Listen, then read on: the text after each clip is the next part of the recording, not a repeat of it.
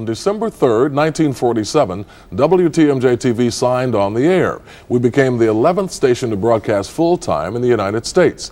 So today we're 50 years on the air, and we're celebrating it here at today's TMJ4 with flashback stories throughout the day in all of our newscasts.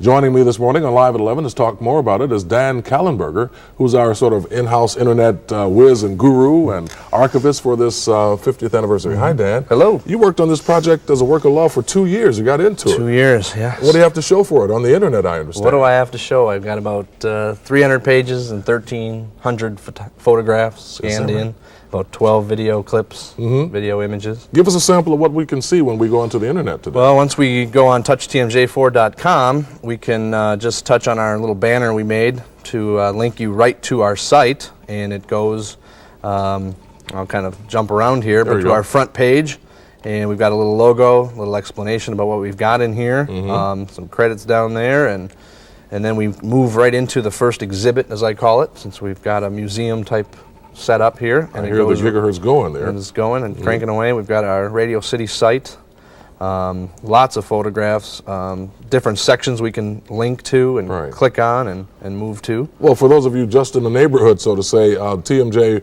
has been known as Radio City for a long time, and so that's where it was called, why it was called Radio City back then.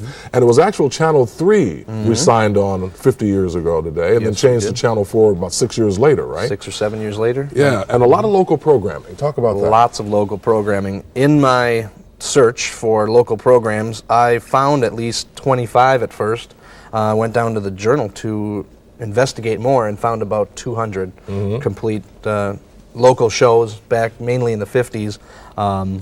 We see that as we go into our programs page, and we can click down, and we have a list, TV listings we can look at, and I've got everything from High Life Time to Let's Remember, Tommy Sheridan, the Hot Shots. There's just Hot Shots, the Hot Shots, Joe Hot program. And there was a lot of kid programming too, wasn't it? A lot of children's programming. Lots of people remember Kids Club back in the 60s, 50s, and 60s.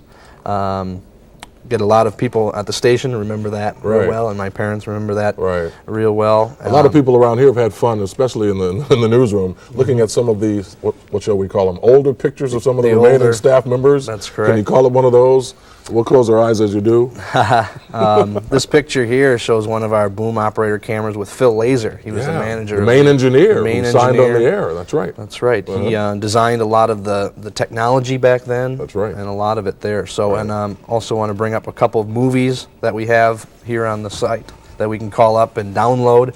They take a little while to download, depending on what kind of modem speed you have, but that's available too. Well, as you're downloading, we're running out of time. Dan, thank you for joining us. You're welcome. Out of our graphics department, supervisor of the graphics here, right? That's correct. We appreciate you joining us. And you can check out our 50th anniversary website for yourself. Just go log on to our website here at today's TMJ4 and at touchtmj4.com. That is our address.